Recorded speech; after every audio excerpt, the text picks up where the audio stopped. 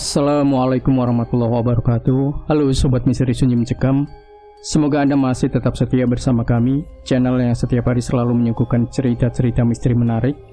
Dan untuk kesempatan kali ini, kami masih akan melanjutkan sebuah kisah misteri yang berjudul Gelap Tak Selamanya Kelam, bagian 4, tamat. Siapa kalian? Teriakku. Hati-hati nak, sepertinya mereka berbahaya, kata Pak Dayat. Pak RT, hubungi yang lain lewat HT, kata Pak Tony. Pak RT menghubungi satpam pakai HT yang dibawanya. Tiba-tiba mereka orang-orang yang memakai penutup muka maju merangsek ke arah kami. Kuhitung mereka ada 7 orang, sedang kami hanya berempat. Pak Dayat, Pak RT, dan Pak Tony mempersenjatai diri dengan barang seadanya yang ada di sekitar. Salah seorang dari mereka mengayunkan golok ke arahku. Segera aku mengelak sambil memukul tangan orang itu dengan kayu yang kupegang. Bruk! Orang itu terpekik dan golok yang dipegangnya terlepas jatuh, dan cepat Pak Dayat mengambil golok itu. 2 orang langsung menyerangku dengan goloknya. Aku mundur sambil menyabetkan kayu yang kupegang. Kumanfaatkan kelebihan kayu yang lebih panjang dari golok mereka. Pak RT dan Pak Tony tak tinggal diam. Mereka mengambil batu di sekitar dan melempari orang itu. Kejadian selanjutnya mirip tawuran, saling lempar batu. Sedang aku dan Pak Dayat bertarung jarak dekat dengan mereka. Aku dikelilingi 3 orang, sedang Pak Dayat dilawan 2 orang. Pak RT dan Pak Tony saling lempar batu dengan 2 orang yang lain. Sepertinya Pak Dayat memiliki ilmu bela diri hingga mampu melawan mereka berdua. Kembali 2 orang bareng menyerangku. Aku mundur, tapi orang di belakangku menyerang. Hingga terpaksa aku menyabetkan kayuku memutar hingga mereka mundur. Aku harus mencari cara agar bisa mengalahkan mereka, atau setidaknya mengulur waktu hingga bantuan tiba. Di tempat lain Pak Dayat bertarung, saling serang terjadi. Satu waktu Pak Dayat kewalahan diserang bertubi-tubi dari mereka. Satu sabetan golok tak bisa dihindari Pak Dayat. Pak Dayat menangkis dengan tangan kirinya. Ketika salah satu menyabetkan goloknya, Pak Dayat mendahului menyabetkan goloknya, hingga lengan orang itu terkena golok yang dipegang Pak Dayat. Pak Dayat terluka, salah satu dari mereka juga terluka. Pak RT dan Pak Tony saling lempar dengan 2 orang dari mereka. Pak Tony meleset, lemparannya bukan mengenai mereka, tapi malah mengenai kaca rumahku hingga pecah berantakan. Jeritan kaget istriku dan Mama Sinta terdengar. Lemparan dari mereka salah satunya mengenai Pak RT hingga Pak RT terjatuh. 2 orang menyerangku membabi buta. Aku tidak bisa mundur karena salah seorang yang di belakangku mengincarku. Serangan mereka kusambut ayunan kayu. Setiap kali mereka menyerang, kupukulkan kayuku. Orang di belakangku menyerang. Untung aku sempat mendengar langkahnya hingga aku sempat loncat ke kiri. Dan tiba-tiba salah satu dari mereka menyerang. Aku sabetkan kayu dan sempat mengenai mereka. Tapi tiba-tiba, bret, satu sabetan muncul dari arah tak terduga. Sret.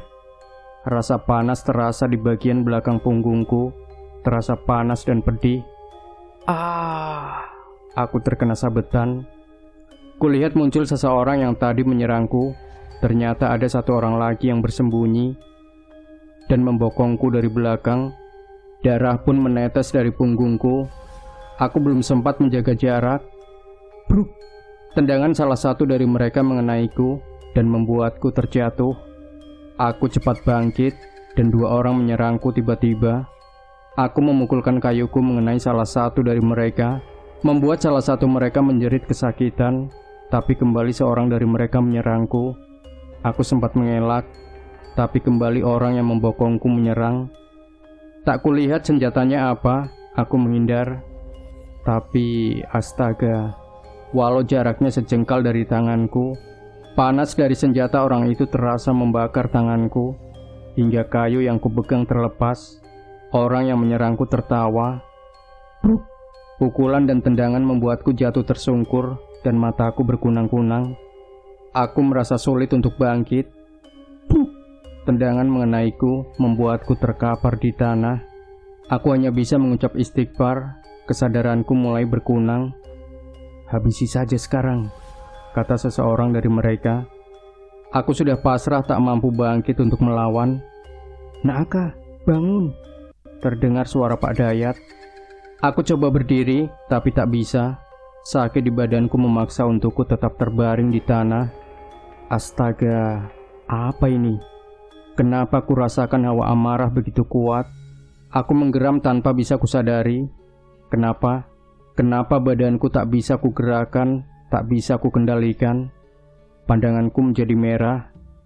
Heran, aku bangkit sendiri tanpa kugerakan. Aku sadar masih dalam tubuhku. Tapi semuanya bergerak sendiri kulihat. Tidak. Kenapa kuku tanganku memanjang jadi hitam? Seseorang dari mereka menyabetkan goloknya. Anehnya, tanganku bergerak sendiri menangkap tangan orang tersebut. Orang itu menjerit, kuku tanganku menancap dalam mencengkram tangan orang itu, sehingga golok yang dipegangnya lepas. Dan sekali tarik orang itu, terbawa mendekatiku, dan brut! Satu cakaran tanganku merobek baju dan kulit orang itu. Jeritan kesakitan terdengar, dan orang itu roboh. Aneh, tubuhku meloncat sendiri jauh ke depan, mendekati salah satu dari mereka.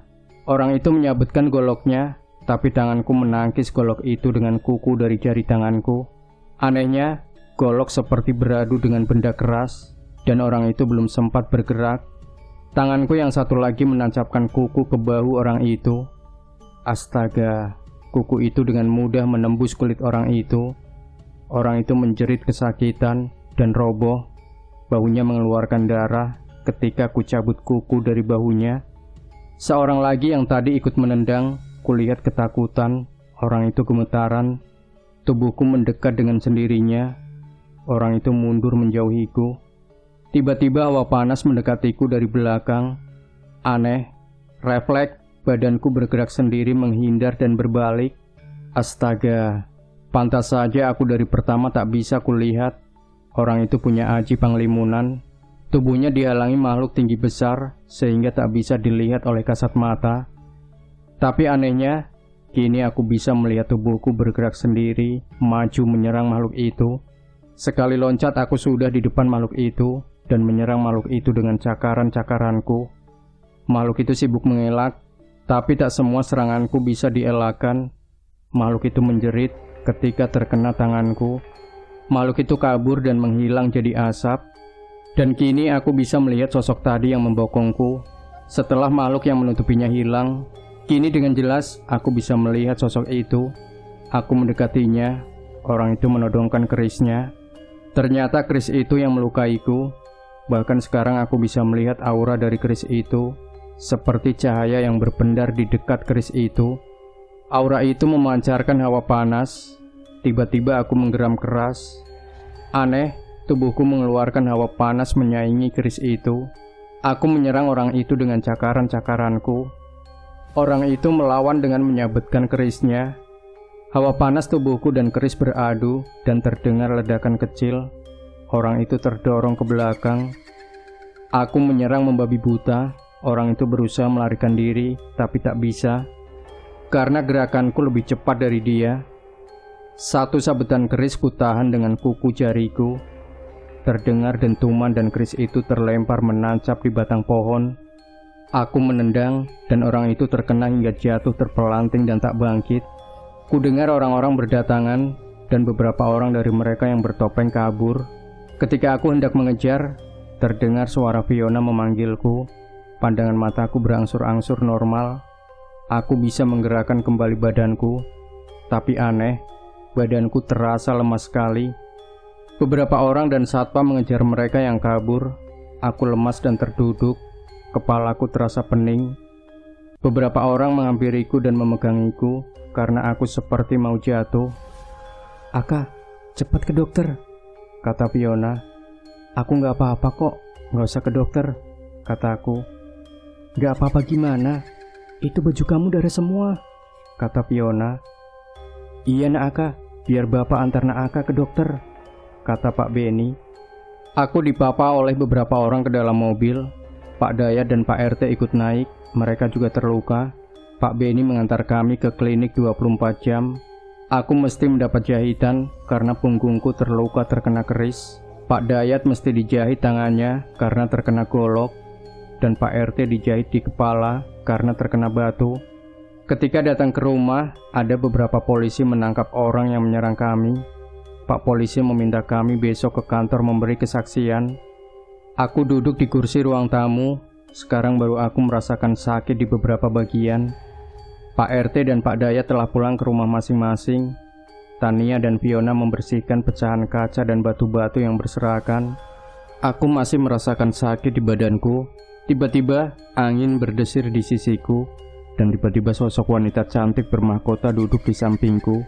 Dia berbisik, "Ini belum usai, berhati-hatilah." Apalagi yang akan terjadi? Saat ini kondisiku terluka, tapi gangguan belum usai. Ku terbangun dan rasa sakit masih terasa di tubuhku. Selesai mandi, aku menuju ruang tamu. Kulihat tukang sedang mengganti kaca yang semalam pecah. Ku berjalan ke halaman. Anakku sedang bermain. Ibuku seperti biasa sedang merawat tanaman. Istriku sedang berbincang-bincang dengan beberapa ibu-ibu di dekat pagar. Aku duduk di kursi. Kulihat Fiona dan Bu Risma menghampiriku. "Bagaimana keadaanmu, Nak Aka?" kata Bu Risma. "Udah baik kan, Bu?" kataku. "Yang, tahu nggak kabar terbaru?" tanya Fiona. "Belum, kan aku baru bangun, Yang," kataku.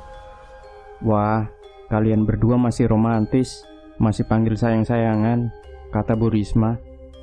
"Ah, biasa aja kok, Bu, dari dulu begini aja," kataku. "Gini loh, Nak Aka, penjahat yang kabur kan lari dikejar warga.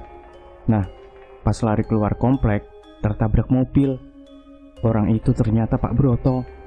Pak Satpam mengenalinya, kan dulu pernah ikut ngusir Pak Broto. Tadi kata Pak Satpam, akhirnya Pak Broto meninggal di rumah sakit. Kata pengakuan penjahat yang lain, Pak Broto yang mengatur mau mencelakai dan merampok Bu Sinta," kata Bu Risma. "Nah, kok malah masuk ke rumahku?" kataku. "Mereka sudah mengincar. Bahkan Bu Sinta sudah diintai 3 hari yang lalu. Karena malam itu Bu Sinta ke rumah Nak Aka. Ya makanya eksekusinya ke sini," kata Bu Risma. "Alhamdulillah kita masih diberi keselamatan," kata Fiona. "Keadaan Pak RT, Pak Dayat bagaimana?" tanyaku. "Sudah baik kan? Nak Aka yang paling parah," kata Bu Risma. Bibi datang membawa minuman dan kue. "Silakan diminum, Bu Risma," kata Fiona. "Iya, makasih Nak," kata Bu Risma. "Yang, aku masih nggak mengerti apa kaitannya kejadian malam ini dan teror hantu," kata Fiona. "Mungkin teror hantu untuk menakuti warga biar mereka leluasa beraksi. Teror hantu biar warga nggak berani keluar malam," kataku. "Apa beneran hantu yang suka ganggu?" kata Bu Risma. "Bukan, paling jin jahat yang kerjasama dengan manusia," kataku. "Semoga semua sudah berakhir," kata Fiona. "Positifnya, nanti malam warga mulai mengadakan ronda. Kali ini pada mau keluar," kata Bu Risma. "Bagus, harus kompak. Jangan kayak tempo hari, nggak mau pada ronda," kataku. "Iya Nak, kini para bapak-bapak mau ronda," kata Bu Risma. Kami berbincang ringan. Tak lama kemudian Bu Risma pulang. Fiona masuk ke dalam rumah, melihat si bungsu yang terbangun dan menangis. Astaga, kenapa ini? Aku tiba-tiba berada di tempat yang berbeda. Kulihat seorang lelaki setengah baya di kejauhan. Di belakang lelaki itu berada beberapa makhluk mengerikan. Tiba-tiba di sisiku muncul wanita cantik dan berkata, "Kami di sini akan membantu kamu. Kami di sini akan membantu kamu menghadapi mereka. Mereka telah berusaha mencelakakan kamu dan leluhurmu." Astaga, ternyata para makhluk itu telah mengincar leluhurku dan keturunannya sejak dari dahulu. Apalagi yang akan kuhadapi dan mengapa ini harus terjadi padaku? Aku kembali pada keadaan semula. Anissa berlari ke arahku dan meminta di bangku olehku. "Nisa, sini di bangku nenek aja. Ayahnya masih sakit," kata ibu. "Gak apa-apa kok Bu, biar aja, mungkin Nisa kangen sama aku," kataku. "Ayah, tadi tante pakai baju hijau kemana?" kok tiba-tiba hilang?" kata Anissa. Aku kaget, ternyata Anissa bisa melihat kehadiran sosok wanita berbaju hijau. Hari berganti, sudah sekian waktu sejak kejadian itu. Beberapa peristiwa membahagiakan terjadi, membuatku melupakan kejadian tempo hari.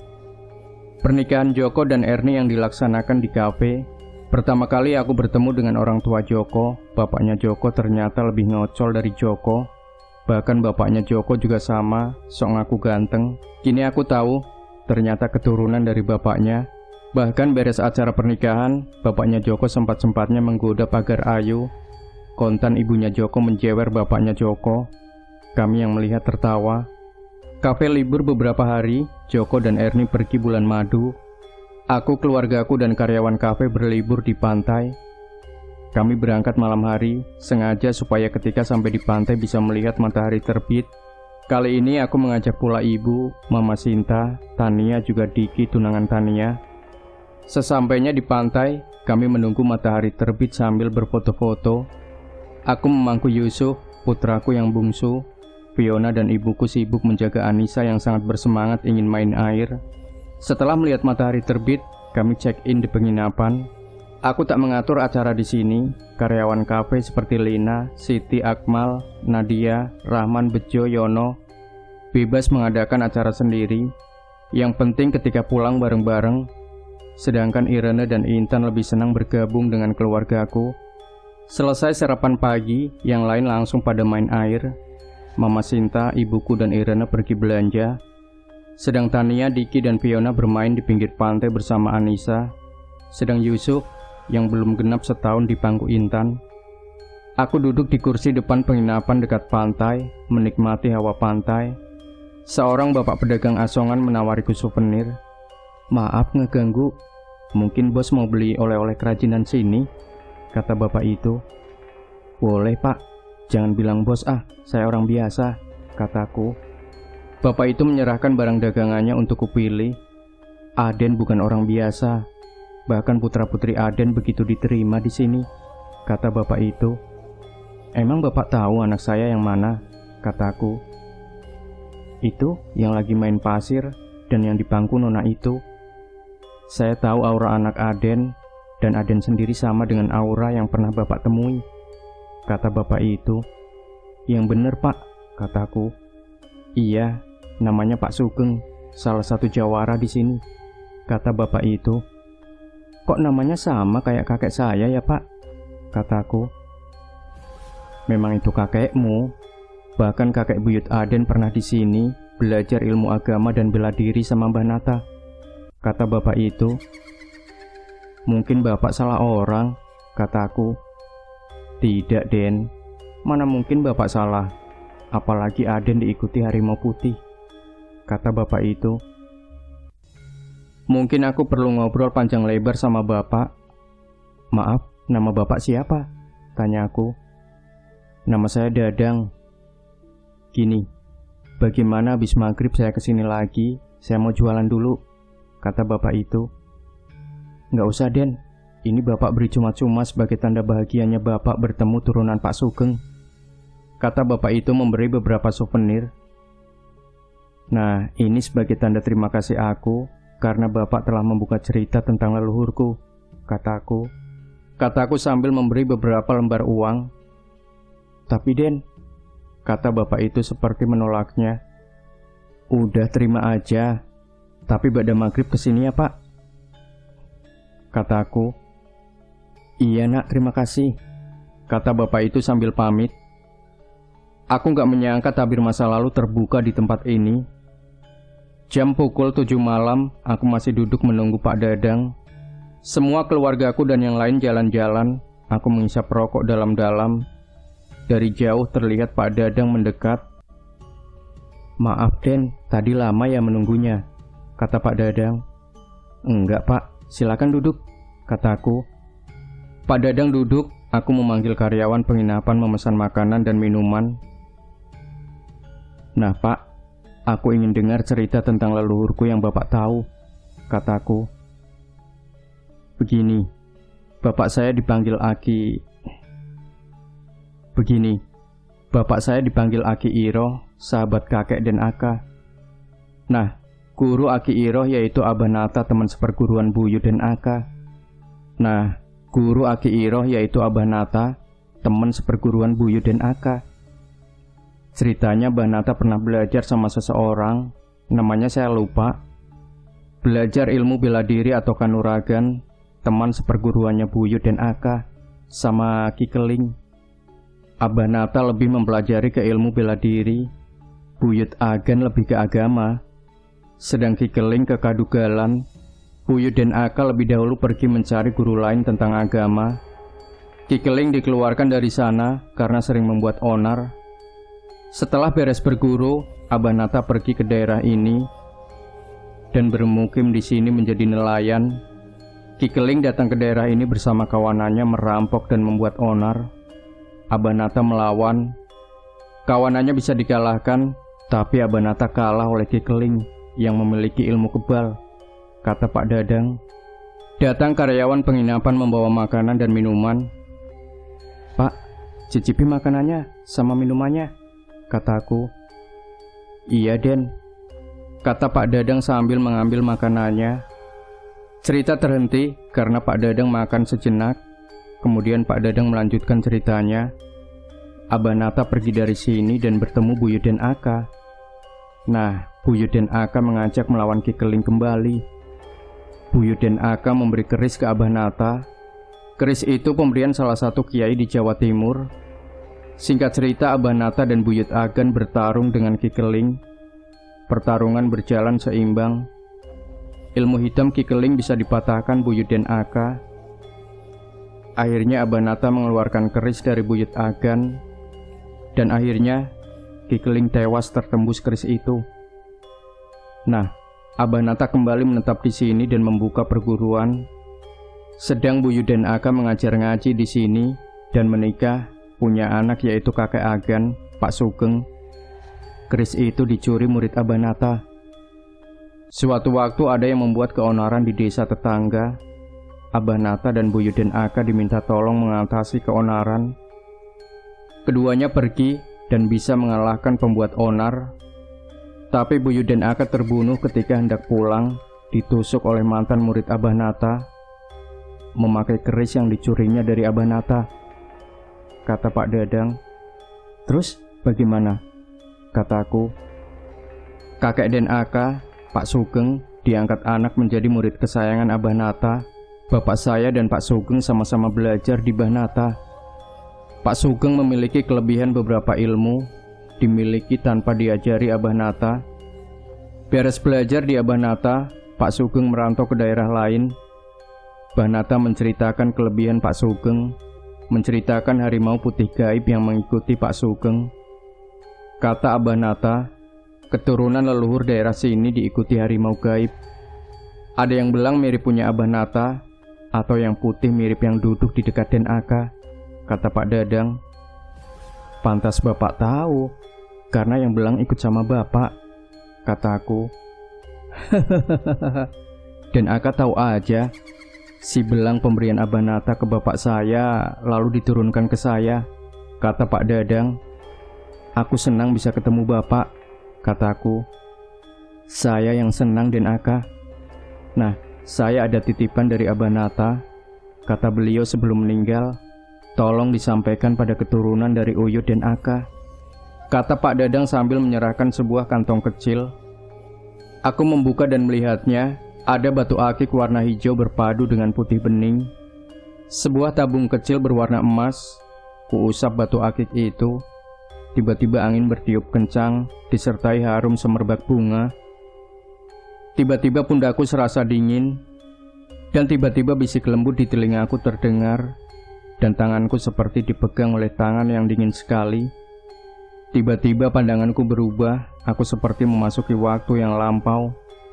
Kilasan-kilasan peristiwa lampau seperti ku alami sendiri, hingga aku ditarik oleh sosok wanita cantik ke sebuah waktu.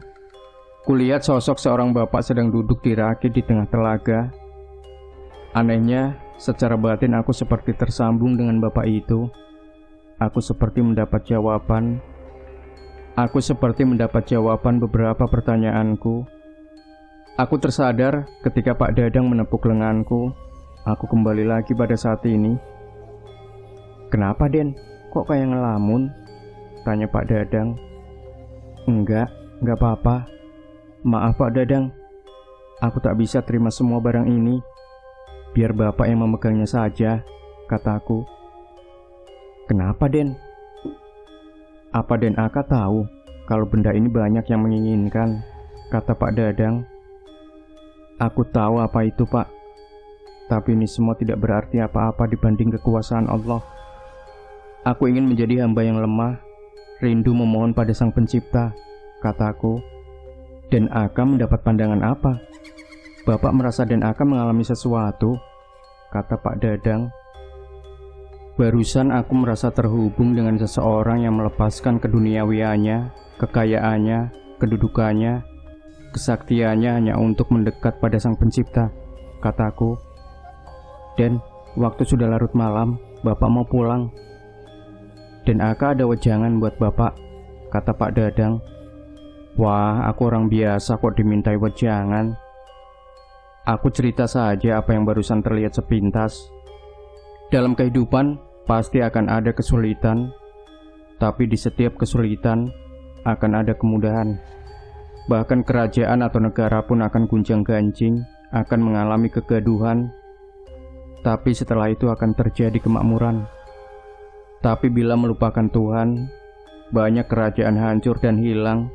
Ada negara yang ditimpa azab karena melanggar semua aturan Allah," kataku. "Terima kasih atas semuanya, Den. Bapak pulang dulu," kata Pak Dadang. "Sama-sama, Pak. Ini sedikit oleh-oleh buat keluarga Bapak di rumah," kataku. "Terima kasih, Den," kata Pak Dadang, kemudian mengajak aku bersalaman dan kemudian pergi. Dalam penglihatanku terjawab sudah. Mereka makhluk tak kasat mata, ada yang baik, ada yang jahat, dan yang mengikuti sifat yang diikuti. Bila orang yang bersifat buruk, makhluk itu juga ikut bersifat buruk. Iseng aku berjalan-jalan menyusuri jalan di sekitar penginapan. Kulihat ada sebuah kantin buka. Aku mendadak ingin membeli segelas kopi. Aku mengambil tempat di kantin itu, duduk dekat meja kecil. Aku mengambil HP dan mengirim pesan pada Fiona, memberitahukan kalau aku ada di kantin. "Maaf Pak, mau pesan apa?" kata pelayan. "Pesan kopi hitam 1. Ada roti bakar?" tanyaku. "Ada. Mau sekalian sama roti bakarnya?" kata pelayan. "Iya," kataku. Pelayan pergi, tak lama Tania dan Diki datang. "Kakak, mau dong," kata Tania. "Pesan aja. Kalian kok tahu aku di sini? Yang lain kemana?" tanya aku. Kata Kak Fiona, "Kak Aka di sini. Kakak sama yang lain udah balik ke penginapan," kata Tania. "Belanja apa aja sampai banyak itu?" tanya aku. "Tahu nih, Tania segala dibeli," kata Diki. "Dia mah gitu, suka lapar mata," kataku. "Hihi, mumpung gratis, sebagian dibayarin Kak Fiona, sebagian sama Aa Diki," kata Tania. Pelayan datang membawa pesananku. Tania dan Diki memesan juga. Tiba-tiba harum semerbak wangi bunga tercium. Angin semilir dari arah laut menerpa kami. Kulihat Diki juga merasakan hal yang janggal. Langit yang terang, cahaya bulan purnama menerangi sekitar kami. Kulihat wajah Diki menjadi tegang. Kuyakin Diki mulai merasakan bahwa akan ada yang datang. Tiba-tiba tanpa diketahui kedatangannya, dimulai dengan wangi yang sangat harum. Tiba-tiba muncul sosok wanita yang sangat cantik, berbaju terusan berwarna hijau dan berambut panjang. "Maaf, boleh saya duduk di sini?" tanya wanita itu. Tania mengiyakan, sedang kulihat Diki berkeringat, padahal angin bertiup menyejukkan. Pengunjung lain yang melihat wanita itu seperti terpana. Aku merasa seperti pernah melihat sosok wanita di depan itu. Aku mencoba mengingat di mana aku pernah bertemu. Pelayan yang mengantar makanan terlihat sangat segan melihat sosok wanita itu. Kulihat tangan pelayan itu gemetaran ketika meletakkan pesanan di meja. Kini aku ingat di mana aku pernah bertemu wanita ini. Astaga, wanita ini yang beberapa kali hadir dalam mimpiku dan pernah beberapa kali membantu aku ketika ada yang mengganggu aku. Wanita itu tersenyum ramah pada kami. Tania cemberut karena Diki memandang terus wanita itu. Akhirnya kita bertemu, kata wanita itu. Aku mengangguk. Diki dan Tania memperhatikan kami berdua. Kamu telah memilih jalan kamu. Kami tetap akan membantu dan menjaga kamu, kata wanita itu. Terima kasih, jawabku. Jangan lihat yang jauh. Jangan lihat yang jauh, lihat diri sendiri. Tidak jauh dari raga, ada apa dalam dirimu.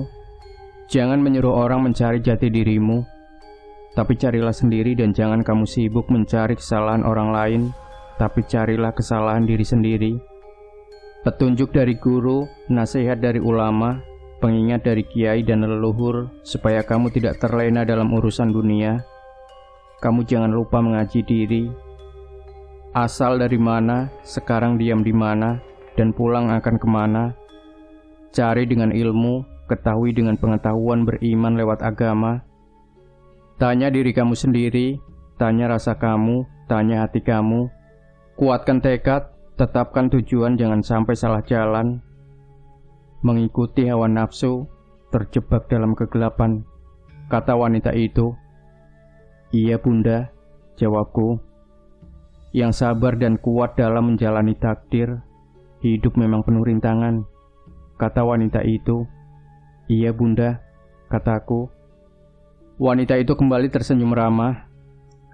Kamu Diki, jangan sungkan bila ada permasalahan, tanya Aka, kata wanita itu. Tania yang sedang makan melotot ke arah Diki ketika nama Diki disebut. Kulihat Diki tertunduk tak mampu menatap tatapan wanita itu. Bila diperhatikan, tidak ada yang aneh dengan wanita itu, kecuali matanya tak pernah berkedip. Maaf, bagaimana kabar adik di sana? Tanyaku. Dia baik, dia juga sering menanyakan kabarmu, kata wanita itu. Tania dan Diki selesai makan, aku segera menghabiskan kopiku. Sudah larut malam, kita pulang, kataku pada Tania dan Diki. Iya kak, kata Diki dan Tania. Ingat kata-kataku, kata wanita itu. Iya bunda, kataku. Aku berdiri dan wanita itu mendekatiku dan mengecup keningku.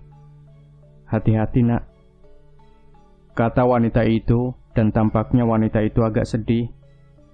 Ketika aku hendak membayar makanan, pelayan menolak, dan wanita itu bilang padaku, biar dia yang membayar.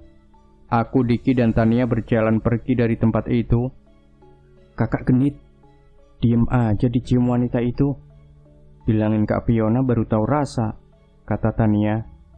Hus, kamu gak tahu apa-apa, diem aja, kata Diki. Apaan sih Diki? Kata Tania. Hehe, udah, nanti diceritain pas di penginapan. Ingat, jangan lihat ke belakang sampai di penginapan, terutama kamu Tania, kataku. Kenapa sih? Takut diceritain ke Kak Fiona ya, kata Tania. Udah nurut aja, kataku. Setelah beberapa waktu berjalan, Tania menoleh ke belakang. Tania menjerit dan memegang tanganku kencang. Kakak, takut, kata Tania. Udah dibilangin jangan lihat ke belakang, kataku. Diki menoleh ke belakang, dia pun terperanjat dan kaget sekali. Kak, kenapa? Kenapa kita berada di pinggir laut? Kantin tadi mana? Kata Diki. Udah, jangan dipikirin. Kita jalan aja, kataku. Kami berjalan terus hingga sampai penginapan. Kulihat jam sudah pukul 2 dini hari. Perasaan belum sejam ada di kantin. Anak-anak kafe masih ada yang begadang duduk di luar kamar penginapan. Aku mengantar Tania ke kamar. Mama Sinta membuka pintu kamar. Ternyata Mama Sinta belum tidur menunggu Tania. Aku berjalan ke kamarku dan mengetuk pintu perlahan. Fiona membuka pintu. Aku kasihan mesti membangunkan Fiona. Kulihat kedua anakku tertidur lelap. Fiona kembali tidur di sisi anakku. Aku duduk di sisi ranjang, menatap keluargaku. Ku tahu rintangan berat akan kuhadapi, semoga aku mampu melewatinya. Keesokan harinya aku bermain di pantai bersama Anissa. Fiona menggendong Yusuf, putra bungsuku. Anissa sangat senang bermain air. Aku sudah lelah, tapi Anissa masih ingin bermain. Akhirnya Tania dan Diki gantian mengajak main Anissa. Ibu, Mama Sinta, Irene, dan yang lain menyiapkan makan siang. Kupanggil Tania agar membawa Anissa ke sini untuk makan siang. Kami pun makan siang. Sungguh senangnya makan bersama, terasa suasana kekeluargaan. Kak, katanya mau cerita kejadian tadi malam, kata Tania ketika selesai makan. Nanti aja pas di rumah ya, kataku. Ih, kakak bohong aja, kata Tania. Iya, cerita malam dari mana? Kata Fiona. Iya, sampai jam 2 baru pulang, kata Mama Sinta. Intinya malam aku, Tania dan Diki diundang ke alam lain, kataku. Jadi wanita yang tadi malam dan yang lainnya bukan manusia, kata Tania. Bukan, kataku. Pas di sana kakak sadar bukan di alam manusia, kata Tania. Awalnya enggak, tapi pas kamu datang baru sadar. Diki juga tahu, kataku. Beneran? Tanya Tania. Iya bener. Aku sadar pas wanita itu muncul, kata Diki. Makanya pas pulang aku bilang jangan lihat belakang, kataku. Ih kak, takut ah, pulang yuk, kata Tania. Gak usah takut. Takut sama Tuhan aja. Lagian gak bermaksud jahat, kataku. Tetep aja takut, kata Tania. Udah gak usah takut, kataku. Iya, ayo kita gabung sama yang lain tuh, pada selfie, kata Diki. Kita cari oleh-oleh buat tetangga, kataku. Iya, Mama juga pengen beli ikan asin, kata Mama Sinta. Akhirnya aku, Fiona, kedua anakku, Mama Sinta dan Ibu berbelanja. Yang lainnya bermain di pantai. Aku merasa ada aura hitam negatif dari jauh mengawasi aku. Aku tak begitu mempedulikannya dan melanjutkan berbelanja. Pada malam harinya, kami pulang kembali ke kota. Selama perjalanan aku teringat kata-kata wanita itu. Mungkin ada hubungannya dengan aura negatif yang terus mengikuti. Sebulan telah berlalu semenjak kejadian di pantai. Hidupku berjalan seperti biasa. Roda kehidupan berputar, manusia mengikuti takdirnya masing-masing. Hari itu aku bertemu dengan Denny di kantor. Denny tidak terpilih dalam pencalonannya sebagai anggota DPRD, tetapi ayahnya terpilih menjadi anggota DPRD provinsi. Denny diangkat menjadi pengurus sebuah partai besar. Aka, kamu gak mau ikut jadi pengurus parpol, kata Denny. Enggak Den, aku gak ngerti politik, kataku. Nanti aku ajari. Aku bisa tempatkan kamu jadi pengurus, kata Denny. Gak perlu Den, aku ingin benerin diri sendiri dulu. Jadi pemimpin itu berat, pertanggungjawabannya berat. Mimpin diri sendiri dan keluarga saja aku gak tahu. Apa bisa mempertanggungjawabkannya nanti di akhirat, kataku. Kalau duduk di partai atau jadi anggota legislatif, bisa memperjuangkan aspirasi dan kepentingan rakyat, kata Denny. Bila tujuan kamu berpolitik seperti itu, aku dukung Den. Aku lebih suka berbuat baik di jalan yang lain, kataku. Hahaha, kamu masih seperti Aka yang dulu, idealis dan baik. Kamu tak pernah berubah, kata Denny. Kamu juga sama Den, tetap bercita-cita menggenggam dunia, kataku. Hahaha, kamu masih ingat aja obrolan kita waktu SMA? Kamu memang sobat karibku kak, bahkan seperti keluarga, kata Denny. Den, aku pulang dulu. Aku janji sama anakku mau beliin es krim. Oke, aku juga mau balik, mesti ke kantor parpol, ada pertemuan, kata Denny. Aku pulang menuju rumah. Dalam perjalanan aku sempatkan membeli es krim kesukaan Anissa. Sore itu jalanan sedikit macet. Tiba-tiba hawa tak enak menyergapku. Aku mengucap istighfar dan mempercepat laju kendaraan. Sesampai di rumah, kulihat Anissa sedang bermain dengan Yusuf adiknya yang sedang belajar berjalan. Fiona tertawa kecil melihat kelucuan anakku yang bermain. Aku memberikan es krim pada Anissa dan Yusuf. Ketika hendak menggendong Yusuf, Fiona melarangku. Fiona menyuruh mandi dulu. Aku menuju kamar mandi, aku segera mandi. Beres mandi, tiba-tiba badanku serasa panas dan pusing.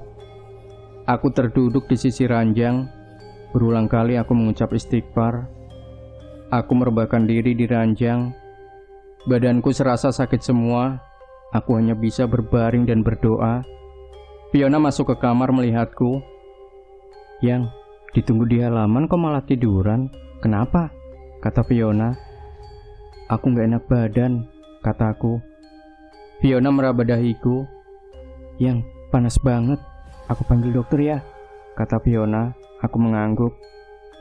Fiona pergi memanggil dokter, dan tak lama dokter datang dan memeriksaku. Dokter memberiku beberapa obat-obatan. Setelah dokter pergi, aku meminum obat. Aku mencoba tidur.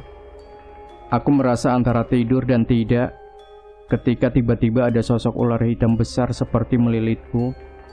Aku merasa sesak dan sulit bernafas. Lilitan itu terasa sangat kuat. Astaga, muka ular itu mendekati wajahku. Kulihat matanya begitu mengerikan. Desisnya terdengar keras, bahkan hembusan napasnya terasa, belum juluran lidahnya. Astaga, tiba-tiba muka ular itu berubah jadi wajah wanita berambut panjang, bermata seperti ular. Kepalanya mendekat sekali denganku, berjarak hanya beberapa senti dari mukaku. Lidahnya menjulur seperti lidah ular, beberapa kali hampir menyentuhku. Aku tak bisa berpaling, badanku tak bisa bergerak. Seandainya kamu mau jadi pengikutku, kamu gak akan mengalami seperti ini, kata sosok ular itu sambil berdesis. Aku diam dan membaca doa dan surat yang kuhafal. Kadang aku seperti hilang kesadaran dan sadar kembali, tapi ular itu tetap melilitku. Kembali aku berdoa. Kuatnya lilitan ular itu membuatku sesak nafas, seperti kehabisan nafas. Aku terus saja berdoa. Kembali aku tak sadarkan diri. Di mana aku, gelap terasa dan dingin. Rasa sakit masih terasa, tapi sesak sudah berkurang. Kembali aku berdoa. Terdengar suara lantunan ayat suci. Suaranya terdengar lembut dan seperti ku kenal siapa yang mengaji. Itu suara Fiona. Aku berdoa dan perlahan-lahan aku bisa membuka mata. Aku berada di ruang yang serba putih. Kulihat Fiona di sisiku sedang mengaji. Kugerakkan tanganku menyentuh tangannya. Fiona seperti kaget, kemudian memelukku dan mencium keningku. "Yang, sudah sadar," kata Fiona. "Di mana ini? Aku gak kenal ruangan ini," kataku. "Di rumah sakit," kata Fiona. "Kenapa aku bisa di sini?" kataku. "Kamu gak sadar malam itu. Aku dan ibu membawa kamu ke rumah sakit. Sudah 4 hari kamu gak sadar, Yang," kata Fiona. Aku hanya terdiam. Selama itu aku tak sadar. Aku bersyukur masih diberi kesadaran kembali. Dokter juga belum tahu pasti sakit kamu apa. Jangan seperti itu lagi, Yang. Aku dan anak-anak masih membutuhkanmu, kata Fiona. Fiona kembali memelukku erat. Air matanya menetes membasahi pipinya. Kuusap air matanya. "Anak-anak sama siapa?" tanyaku. "Sama ibu. Siang aku nunggu kamu, kalau malam ibu dan Mama Sinta yang nungguin," kata Fiona. "Yang, sebaiknya kita kembali ke rumah saja," kataku. "Kenapa? Kamu belum sembuh," kata Fiona. "Aku sakit bukan sakit biasa," kataku. "Iya, dokter aja gak bisa nemuin apa penyakitnya," kata Fiona.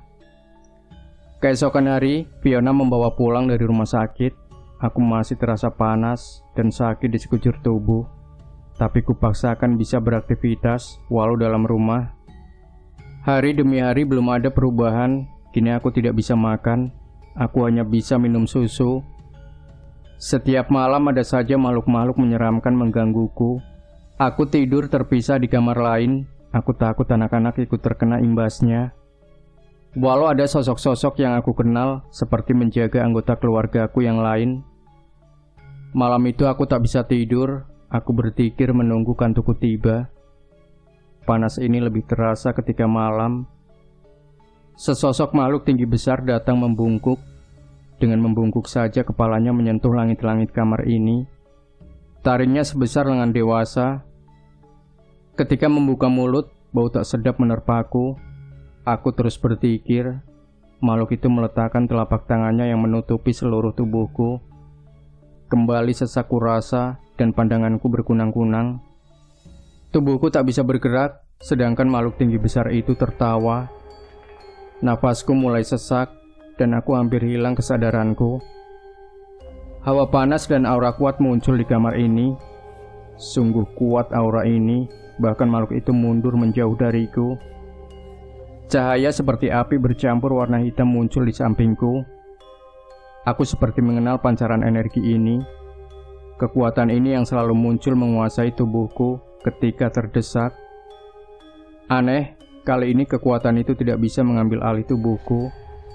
Hawa panas kekuatan itu membuat makhluk yang menggangguku terlempar keluar dari kamarku. Dari luar kamar kurasakan, kini banyak makhluk-makhluk beraura hitam berdatangan. Tiba-tiba muncul sosok kakek tua di sampingku. Sosok kakek berjanggut panjang muncul di sisiku. "Ger, kenapa kamu gak izinkan Eyang masuk ke tubuhmu?" tanya sosok Eyang. "Eyang siapa?" kataku. "Aku Eyang Lanang Jagat," kata sosok Eyang. "Kenapa Eyang mau merasuki?" kataku. "Aku mau menjaga kamu seperti aku menjaga leluhur kamu," kata Eyang. "Terima kasih Eyang mau membantu, tapi tak perlu merasukiku," kataku. "Baiklah, itu mau kamu. Biar makhluk-makhluk itu aku hadapi. Urusanmu dengan dia, pengirim makhluk-makhluk itu," kata Eyang. Tak lama sosok Eyang hilang dan terdengar seperti suara perkelahian di luar sana. Rasa sesak di dadaku berkurang, tapi rasa sakit di seluruh tubuh masih terasa. Aku kembali berdoa, tiba-tiba hawa sejuk terasa di sisiku. Tercium wangi harum. Kubuka mataku. Sesosok perempuan cantik berkebaya hijau tersenyum. "Nyimas," sapaku. "Kanda, bersabarlah dalam menghadapi semua ini. Ingat pesan Bunda, kuncinya ada pada dirimu. Untung kamu tidak membiarkan Eyang Jagat Lanang merasuki tubuhmu," kata sosok Nyimas. "Kenapa bila aku membiarkan merasukiku?" tanyaku. "Kanda akan terus bergantung padanya. Akhirnya akan terjadi perjanjian. Bila ada perjanjian, akan terjadi akibat buruk," kata Nyimas. "Terima kasih atas nasihatnya," kataku. "Aku harus pergi. Hati-hati dan bersabarlah," kata Nyimas. Perlahan sosok Nyimas menjadi samar dan hilang. Angin berembus pelan, disertai wangi harum tercium dan menghilang. Tiba-tiba pandangan mataku menjadi jelas sekali. Aku bisa melihat sosok yang duduk di dalam rumah mewah. 3 orang ada dalam rumah itu. Seorang tua dan 2 orang itu aku kenal. Satunya mantan karyawanku. 1 orang itu yang pernah mengganggu Fiona dan ingin memiliki Fiona. Sekelebat penglihatan terlihat jelas. Orang tua itu pernah dimintai tolong Om Broto, guru dari orang yang memiliki ilmu panglimunan yang menyerang rumahku. Leluhur orang tua itu yang mencuri keris dari Abah Nata, leluhurnya yang memusuhi leluhurku. Dan pegangan orang tua itu turun dari leluhurnya yang telah berseteru dengan leluhurku. Kini tampak sosok suruhan orang itu ular besar hitam dan sosok raksasa mengerikan. Sosok harimau putih muncul di sisiku, dan sosok lelaki mirip kakekku muncul di sisiku yang lain. Sosok mirip kakekku menjelaskan, mantan karyawanku mengumpulkan dan mengambil apa yang diperlukan untuk mengerjaiku. Manusia wajib berusaha. tapi dalam usahanya tidak boleh yang ditentukan Yang Maha Kuasa. Sekarang, berusahalah demi kebaikanmu, kata sosok mirip kakek. Setelah berkata seperti itu, sosok yang menyerupai kakek berubah menjadi harimau belang. Harimau belang dan harimau putih maju menyerang. Sosok raksasa itu menyambut serangan kedua harimau itu. Pertarungan terjadi, saling serang antara mereka disertai pusaran angin terdengar. Sosok orang tua itu kini menyatu dengan ular hitam besar. Ular besar itu menyerangku. Aku yang merasakan nyeri di badanku tak bisa berbuat banyak.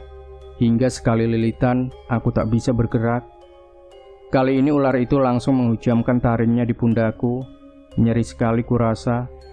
Bahkan untuk menjerit aku tak sanggup. Mataku kembali gelap. Hanya gelap, rasa sakit yang kurasa. Susah payah aku berdoa. Aku tahu aku harus berusaha, tapi aku hanya bisa berdoa. Mungkin itu yang ingin disampaikan sosok kakek. Doa termasuk usaha. Hal yang terakhir bisa kulakukan berdoa. Kupanjatkan doa setulus hati, menyerahkan segalanya pada Allah Subhanahu wa Ta'ala.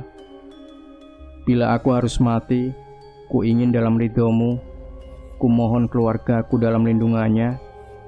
Gelap dan sakit, aku hampir tak sadarkan diri. Tapi aneh, seperti ada benda-benda yang berjalan dari dalam tubuhku keluar dengan sendirinya. Setiap satu benda keluar dari tubuhku, aku merasa hilang sakit di tubuhku sedikit demi sedikit. Nafasku sedikit lega. Tapi, lilitan ular itu terasa masih menyesakan. Aku bisa merasakan kehangatan di tubuhku. Lilitan ular mulai melonggar. Aku bisa melihat kembali dengan jelas. Ular itu masih menggigit pundakku. Aku bisa melepaskan tanganku. Tiba-tiba aku merasakan sesuatu benda ada di tanganku. Panas benda itu sangat terasa. Kulihat ada keris di tanganku. Keris yang sama yang pernah dipakai menusukku. Ku genggam keris itu. Kutusukkan keris itu ke kepala ular itu. Terdengar suara jeritan menyayat hati. Anehnya, terdengar suara jeritan lelaki dan perempuan. Tubuh ular itu menggelepar-gelepar hingga aku terlempar terkena tubuh ular itu, hingga aku tak sadarkan diri. Aku terbangun ketika tepukan di pipiku beberapa kali. Kulihat Anissa yang menepuk pipiku. Di sampingnya ada Fiona yang sedang mengusap air mata. Di sisiku yang lain ada ibuku yang beres mengaji. Aku merasa seluruh tubuhku berkeringat. Kurasa badanku jadi ringan. Seluruh sakit di tubuhku hilang. Kulihat di beberapa bagian tubuhku lebam-lebam. Aku mencoba berdiri. Alhamdulillah aku merasa kembali seperti biasa. "Yang, kamu sudah sembuh?" tanya Fiona. "Iya, badanku seperti kembali sehat," kataku. "Alhamdulillah, tadi kami sempat khawatir kamu gak sadarkan diri," kata ibu. "Aku mandi dulu, biar seger," kataku. Aku segera mandi. Beres mandi aku ke ruang makan. Aku segera makan makanan yang ada. Rasanya enak sekali.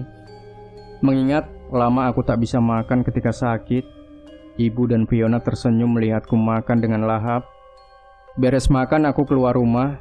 Kulihat Yusuf sedang di pangku bibi. Aku mengambil Yusuf dan menggendongnya. Aku merasa tubuhku kembali normal. Fiona memelukku dari belakang. Aku bersyukur masih diberi kesempatan berkumpul dengan keluargaku. Demikian Sobat Misteri Sunyi Mencekam, akhir dari sebuah kisah misteri yang berjudul Gelap Tak Selamanya Kelam. Jangan lupa berikan komentar Anda, like, share video ini, subscribe channel Sunyi Mencekam, dan kembali nantikan cerita-cerita misteri terbaru dari kami. Wassalamualaikum warahmatullahi wabarakatuh.